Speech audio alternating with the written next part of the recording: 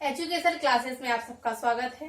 आज हम क्लास 12 के चैप्टर 3 आव्यूह के बारे में बात करेंगे। आव्यूह को ही मैट्रिक्स कहते हैं। आज हम इससे जुड़े कुछ बेसिक कॉन्सेप्ट के बारे में बात करेंगे जिनको जानना हमारे लिए बहुत ही आवश्यक है।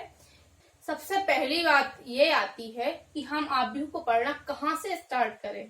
तो हमें अपने दिमाग में ये 3 क्वेश्चन हमेशा बिठा के रखना है कि क्या, क्यों और कैसे। तो उन्हीं वर्ड का हम सबसे पहले यहाँ यूज करते हैं कि आव्यूह क्या है, आव्यूह क्यों आया, आव्यूह का प्रयोग कहाँ किया जाता है।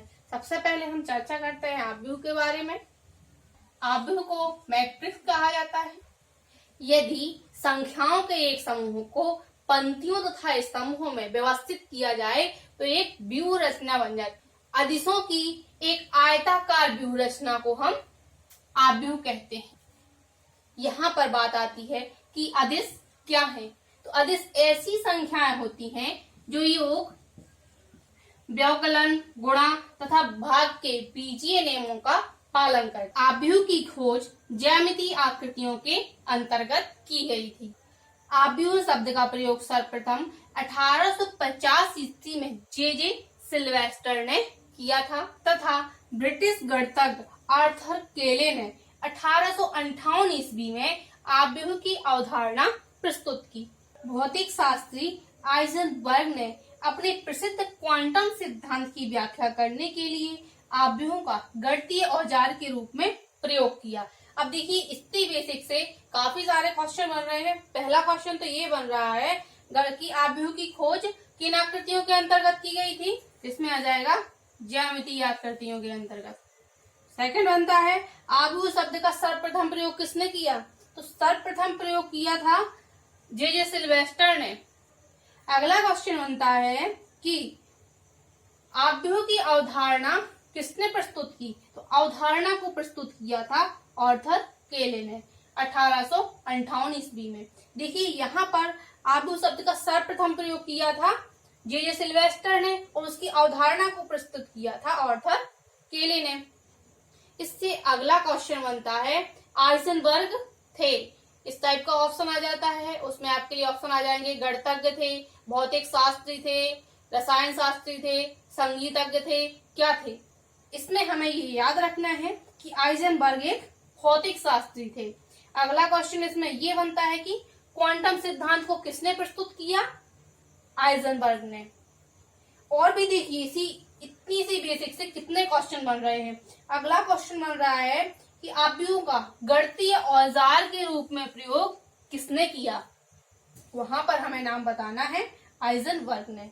तो देखिए, इतने बेसिक से हमारे काफी सारे ऑप्शन बन रहे हैं। इसमें से बस इसके हर पॉइंट को हमें समझना है। जैसा कि मैंने पहले बताया है कि गणित को समझने के लिए हमें क्या, क्यों और कैसे, इन 3 वर्ड को बिल्कुल दिमाग में बैठा के रखना है। अब देखिए, हमने इसमें जाना आव्यूह क्या होता है, आव्यूह को कहाँ से प्रयोग किया जाता है। अब बात आती है कि आव्यूह का प्रयोग कहाँ कहाँ किया जाता है।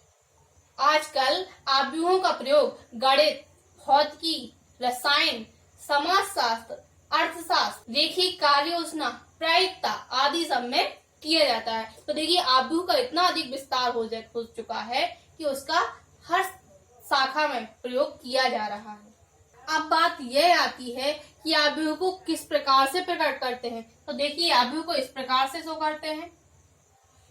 तो देखिए, इसमें A11, A12, A13 dot A1n, इस तरीके से A11 की वैल्यू, फिर A21, A22, A23 dot A2n, A31, 32, 33 dot 3n, इस तरीके से 41, 51, 61, इस तरीके से प्रोसेस चलती जाएगी m तक। AM1, AM2, AM3 dot AM ये यहाँ पर आव्यूह हमें m/n कोटि का दिया गया है। अब हम जानेंगे कि आव्यूह में कौन रो होते हैं और कौन सी पंक्तियां होती हैं। जैसा कि मैंने पहले बताया था, यदि संख्याओं को पंक्तियों तथा स्तंभों में व्यवस्थित किया जाए तो एक व्यूह रचना प्राप्त होती है और अदिशों की व्यूह रचना को ही आव्यूह कहते हैं। तो देखिए, हमने इसे पंक्ति और स्तंभों में व्यवस्थित किया तो हमें इस प्रकार से व्यूह रचना प्राप्त हुई। यहाँ पर C1, C2, C3 इस टाइप से ये होते हैं अपने स्तंभ। इस तरीके से जिनको ये सीधे खड़े रहते हैं ये कहलाते हैं स्तंभ। देखिए कोई भी स्तंभ होता है हमेशा सीधा खड़ा रहता है, तो ये सीधी लाइन में जो खड़े हैं ये कहलाएंगे अपने स्तंभ। अब बात आती है पंक्तियों की, तो ये जो सीधी रेखा है इस टाइप से ये कहलाती है पंक्तियां। यहाँ पर ये R1, R2, R3 dot dot Rm तक चलेंगे। ये C1, C2, C3 ये चलेंगे Cn तक। यहाँ पर जैसा कि मैंने बताया m होती हैं पंक्तियां, पंक्तियों को ही रो बोलते हैं, और n हो गए स्तंभ, इसको बोलेंगे कॉलम। और A1, A2, A3 जो ये कहलाती हैं ये होती है इसके एलिमेंट्स या अवयव। अब बात आती है इसकी कोटि की। इसमें देखिए m पंक्तियां और n स्तंभ है। पंक्तियों और स्तंभों की संख्या को गुणा जब लिखते हैं तो वो कहलाती है कोटि, जिसकी कोटि हो जाएगी m/n। इसको संक्षिप्त रूप में EIG m/n इसके रूप में लिख सकते हैं। देखिए बीच में इसमें इंटू होता ही है, या फिर EIJ m/n। गुणा का चिन्ह लगा है तो इस तरीके से लिखें तो भी इसकी सही होता है, और इस तरीके से लिखें तो भी इसका रूप सही होता है। यहाँ पर I इक्वल टू होता है 1 to m और J इक्वल टू होता है 1 to n। नहीं, I का मान 1, 2, 3, 4 m तक होता है और J का मान होता है 1 से लेकर n तक। आव्यूह में पंक्तियों और स्तंभों की संख्या समान होना आवश्यक नहीं है। आव्यूह में पंक्तियों और स्तंभों की संख्या अलग अलग भी हो सकती है। सारणिक और आव्यूह ये दोनों देखने में तो एक से लगते हैं, लेकिन दोनों में बहुत डिफरेंस होता है। क्योंकि सारणिक का संख्यात्मक मान होता है लेकिन आव्यूह का संख्यात्मक मान नहीं होता। सारणिक के बारे में हम आगे जानेंगे। आज हम यहाँ पर आव्यूह के बारे में बात करेंगे। अब हम आव्यूह से रिलेटेड कुछ एग्जाम्पल के बारे में बात करेंगे। यहाँ पर हमने एग्जाम्पल लिया है A बराबर 3, 2, 6, 1, 2, 0। यहाँ पर ये आव्यूह 3/2 का आव्यूह है, इसकी कोटि है 3/2। यहाँ पर अब देखिए जैसा मैंने पहले बताया है, यहाँ पर ये वैल्यू हो जाएगी A11 की, A12, A21, A22, A31, A32। यहाँ पर अगर पूछा जाए कि आव्यूह A में पंक्तियों की संख्या कितनी है, पंक्तियों की संख्या पूछिए। पंक्तियां जैसा कि मैंने बताया था ये होती है अपनी रो R1, R2, ये हो जाएगी यहाँ पर R3। तो पंक्तियों की संख्या हो गई यहाँ पर 3।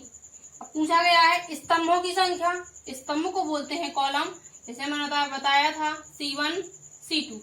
अब Cn इस टाइप से और भी होते हैं, लेकिन यहाँ पर इस क्वेश्चन में जितना पूछा गया है हम उसके बारे में बताएंगे। यहाँ पर कहा गया है स्तंभों की संख्या, तो C1, C2 स्तंभों की संख्या हो गई 2।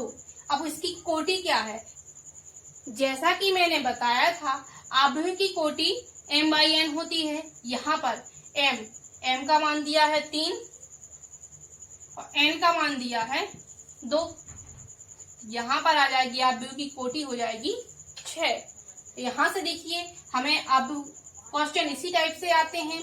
कुछ बेसिक क्वेश्चन जो है, आगे बहुत डीपली क्वेश्चंस भी होते हैं, बट बेसिक क्वेश्चन जो है वो इसी टाइप से आते हैं कि इसमें स्तंभों की संख्या कितनी है, पंक्तियों की संख्या कितनी है, आव्यूह की कोटि क्या है। अब बात करेंगे इसके अवयव के बारे में।